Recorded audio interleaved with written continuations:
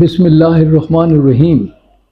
محترم ناظرین، آج کی اس نشست میں ہم یہ دیکھنا چاہیں گے کہ کیا ایک پولیس آفیسر کو غلط انویسٹیگیشن کرنے کی بنا پر ملازمت سے برطرف کیا جا سکتا ہے؟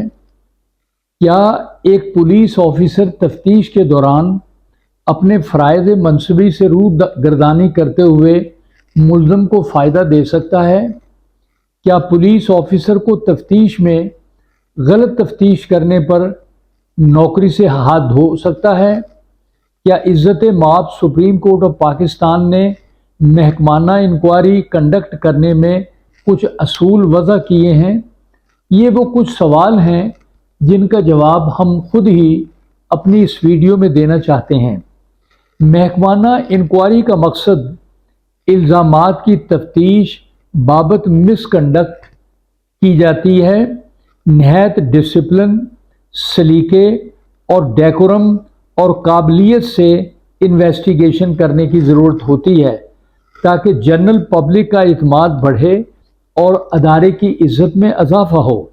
محکمانہ انکوائری میں ثبوت، شہادت کا معیار، قیاس اور غلبہ میں توازن کو برقرار رکھنا ضروری ہوتا ہے، نہ کہ ایسا ثبوت جو شک پر مبنی ہو۔ مطلوبہ معیار کی سختی سے پابندی کرنا ضروری ہوتا ہے، خاص طور پر فوجداری مقدمات کے ٹرائل میں جہاں پر امکانی سزائیں سخت ہوتی ہیں۔ ناظرین، ہمارے سامنے ایک کیس ہے، یہ سندھ سروس ٹرائبیونل کا ایک کیس، جس میں ایک پولیس سب انسپیکٹر کی سروس اپیل جو ہے وہ 31/3/2022 کو خارج کر دی گئی۔ مقدمے کے واقعات اس طرح تھے کہ سائل یعنی پولیس اسٹیشن مومن آباد ڈسٹرکٹ ویسٹ کراچی میں بطور سب انسپیکٹر کام کر رہا تھا۔ ایک مقدمے کی تفتیش اس کے سپرد کی گئی۔ لڑکی کی عمر 7 سال تھی، والد مدعی اور ہمسائے گواہان تھے۔ یہ ریپ کیس یا عصمت دری کا کیس تھا۔ لڑکی کو بلیڈنگ تھی اور ایسی صورت میں جناح ہسپتال کراچی میں داخل کیا گیا، جہاں اس کا علاج ہوا، معائنہ ہوا۔ میڈیکل معائنے سے زنا کا ارتکاب پایا گیا۔ سائل پولیس ملزم کی تفتیش میں اس کو زنا کی کوشش کہہ رہا تھا، یعنی غلط انویسٹیگیشن کی، اور کہا گیا کہ یہ اٹیمپٹ ٹو کمٹ زنا ہے، یہ ریپ نہیں، اور جرم کی اصلیت کو کم کرنے کی کوشش کی۔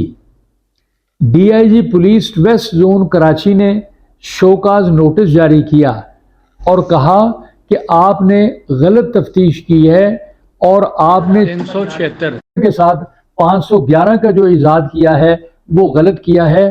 آپ نے MLR میڈیکل لیگل رپورٹ جو آئی تھی اس کو غلط انٹرپریٹ کیا اور 164 CRPC کی خلاف ورزی کی، کیونکہ جس بچی کا بیان ریکارڈ کرایا اس کی عمر بھی 7 سال تھی، جس کے بیان کے قلم بند کرنے کی ضرورت نہیں تھی۔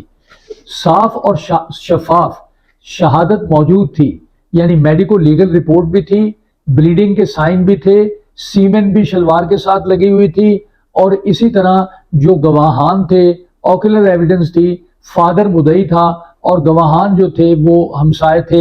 ایسی مضبوط شہادت کے اگینسٹ یہ کہنا کہ یہ اٹیمپٹ کا کیس ہے، یہ سراسر بدنیتی پر مبنی ہے، اور تفتیشی افسر نے اپنی انویسٹیگیشن کے کام کو پوری طرح خوش اسلوبی سے سر انجام نہیں دیا۔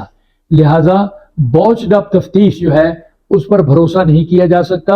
کیس کو خراب کرنے کی کوشش کی گئی جو نالائقی یا ناقابلیت یا نااہلی یا نا تجربہ کاری کی وجہ سے ہوا۔ تو ایسی صورت میں یہ مقدس فرائض، یہ انویسٹیگیشن جو کسی کے سپرد کی جاتی ہے کہ مقدمے کی تفتیش کر کے صحیح اور غلط میں فرق پایا جائے، تو یہ اچھی طریقے سے اپنے فرائض سر انجام نہیں دیے۔ ناظرین، یہ ایک ایسا کیس ہے جس میں انویسٹیگیشن جو ہے وہ صحیح نہیں ہوئی، اور پاور آف انویسٹیگیشن جو ہے پولیس رول 1934 کے مطابق 25(2) کے مطابق رول یہ تفتیش درست نہیں تھی اور یہ اپنا 166 2 پی پی سی کے تحت اس نے ہی fail to carry out investigation fairly and correctly, اور جو رپورٹ 173 سی آر پی سی کے تحت داخل کی گئی وہ بھی غلط تھی. لہٰذا اس مقدمے میں یہ اس شخص کو، اس سائل کو ڈسمس کر دیا گیا فرام سروس. اس کا نام تھا محمد شمیم احمد. تو اس کو ملازمت سے برطرف کر دیا گیا اور یہ کہا گیا کہ اس نے اپنے فرائض منصبی صحیح طور پر ادا نہیں کیے. تو اب نتیجہ یہ نکلتا ہے کہ اگر کوئی اے ایس آئی تفتیش غلط کرتا ہے یا اپنے فرائض منصبی میں کوتاہی کرتا ہے یا وہ کام صحیح نہیں کرنا چاہتا، بہترین ایویڈنس کو وہ خراب کرنا چاہتا ہے، 376 پی پی سی کو 511 پی پی سی کر رہا ہے، تو یہ ایویڈنس جو ہے یہ غلط ہوگی اور یہ اس کی ایکشن جو ہے یہ بھی غلط ہوگا. لہٰذا اس کو انہوں نے یہ سزا دی کہ ملازمت سے برطرف کر دیا. تو اس کا مطلب یہ ہوا کہ اگر کوئی پولیس آفیسر انویسٹیگیشن غلط کرے گا، جان بوجھ کر اپنے فرائض منصبی میں غفلت کرے گا، تو اس کو کبھی بھی معاف نہیں کیا جا سکتا، کیونکہ اس سے پبلک کا اعتماد جو ہے وہ ڈسٹرب ہوتا ہے اور قیاس اور غلبے میں توازن کو برقرار رکھنے کے لیے انویسٹیگیشن کے معیار کو زیادہ بلند کرنے کی ضرورت ہے. ناظرین، ہماری اس ویڈیو کو شیئر کریں. بہت شکریہ.